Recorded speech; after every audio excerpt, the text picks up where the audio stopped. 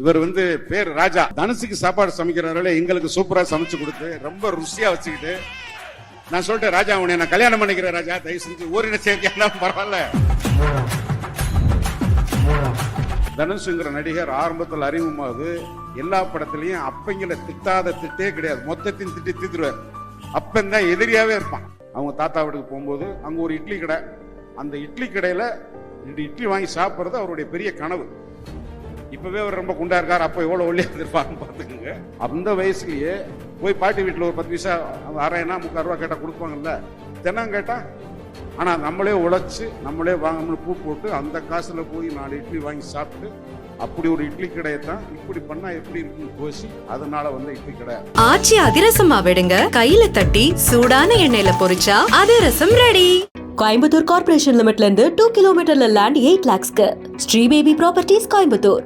வணக்கம் வணக்கம் வணக்கம் வணக்கம் வணக்கம் வணக்கம் வணக்கம். என்னப்பா எல்லாரும் நல்லா இருக்கீங்களா? ரைட், மகிழ்ச்சி மகிழ்ச்சி மகிழ்ச்சி.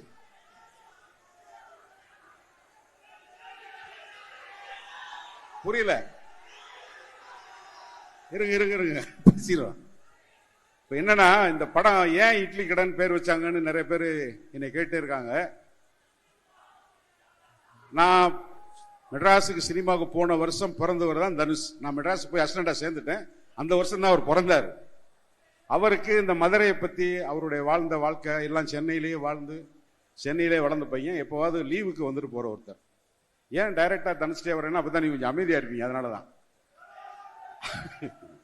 முதல்ல பாரதி ராஜா இளையராஜா எல்லாம் தேனி பக்கத்துல இருந்து சென்னைக்கு போனப்ப ஒரு பாட்டு வரி வரும். தேவார ரோட்டு வழி தேனிச்சந்த போற வண்டி போடி வழி போனோம்னா ரோடு ரொம்ப மோசமப்பா, பத்திரமா கொண்டு போனா நான் பருத்தி கொட்டை வாங்கி தரேன். போடிங் தேவாரம்ங்கிறது ஒரு ஊர் பேரு, போடிங்கிறது ஊர் பேர் உங்களுக்கு தெரியும். அந்த ரோடெல்லாம் ரொம்ப மோசமா இருக்கும். அந்த ஊரோட அருமையை பெருமையை அங்கிருந்து வந்தவங்க சினிமாவில் பெரிய ஆளாகும்போது சொன்னாங்க. அதே மாதிரி அங்கே இருக்கிற சங்கராபுரத்துல இருந்து ஒரு இளைஞர், அவங்க அப்பா போய் அங்கே அசிஸ்டன்ட் டைரக்டர் ஆனதுக்கு அப்புறம் இப்போ அவர் ஹீரோ ஆகி வந்துட்டார்.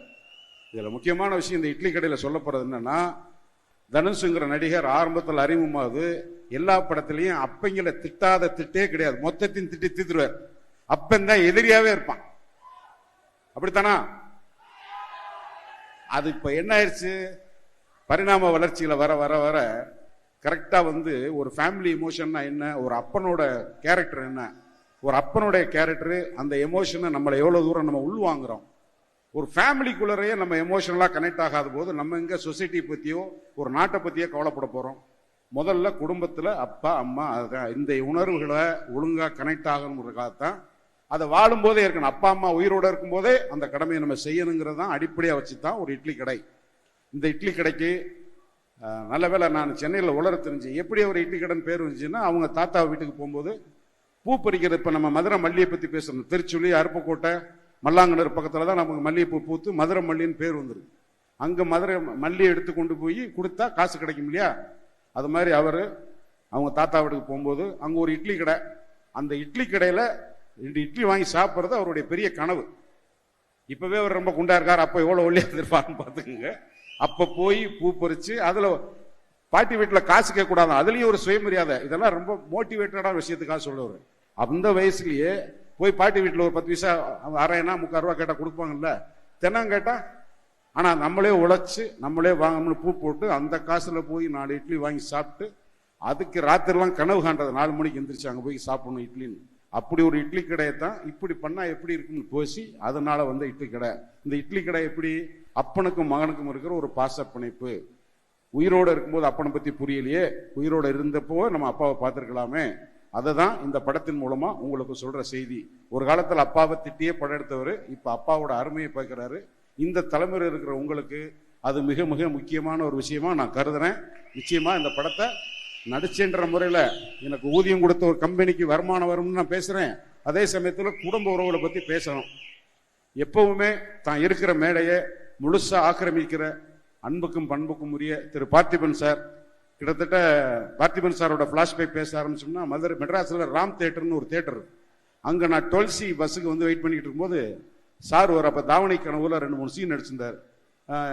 சார் பேர் மூர்த்தி. என்ன மூர்த்தி சார், என்ன இளவரசு, வாங்க, 2 பேர்ட்டுமே பஸ்ஸுக்கு காசு இருக்காது, சாப்பிட்றதுக்கெல்லாம் காசு இருக்காது. அங்கே வடபள்ளியில இருந்து டீனர் வரைக்கும் சினிமா பற்றி பேசிக்கிட்டே நடந்து போவோம். அந்த மாதிரி பல நினைவுகள். பாக்கியராசோட அசிஸ்டன்ட் டைரக்டராக இருக்கும்போது இப்போ எல்லாரையும் வந்து ஒரு அடையாளம் கொடுத்து எங்களுக்கு எல்லாத்துக்கும் ஒரு பெரிய அங்கீகாரத்தை கொடுத்தது நீங்கள் தான். இந்த படத்தையும் நீங்கள் குடும்பத்தோடு வந்து தேட்டரில் பார்க்கணும். அன்புக்குரிய தம்பி அருண் விஜய், உங்கள் அப்பா என்னோட மோஸ்ட் ஃபேவரட் ஹீரோ தம்பி. அப்போ ரஜினி சார் வந்ததுக்கப்புறம் நான் ரஜினி சார் தவிட்டு விஜயகுமார் சார் விட்டுட்டேன். வந்து நீங்கள் இந்த படத்தில் வந்து நம்ம ஃபைட் சீன் பண்ணும்போதெல்லாம் நான் உங்களை ரொம்ப ரீட் பண்ணிக்கிட்டே இருந்தேன். நான் ஒரு கேரக்டர் ஆர்டிஸ்டாக எனக்கு வந்து என்னோட பர்சனல் ஈகோ எதுவுமே இருக்காது. என்னுடைய கேரக்டர் என்ன அதுக்குள்ளே போயிடுவேன். பட் ஒரு ஹீரோவாக இருந்துட்டு இதுக்குள்ளே உள்ளது ரொம்ப சிரமம். நீங்கள் அதை வந்து அழகாக அடாப்ட் பண்ணிட்டு அருமையாக உள்ளர போனீங்க. வெரி குட் தம்பி. காவியா, போன தடவை உங்களை பேசாமல் விட்டு ஒரு குற்றம் உணர்ச்சி பாருங்க.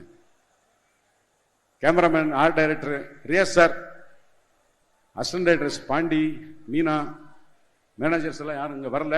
அவங்க எல்லாத்துக்கும் இன்னொன்று ராஜா. ராஜா வணக்கம். ராஜா ராஜா வா. ராஜா கொஞ்சம் வா. இல்லை இல்லை, உன்னை பற்றி சொல்லணும். வாயா, வாங்க.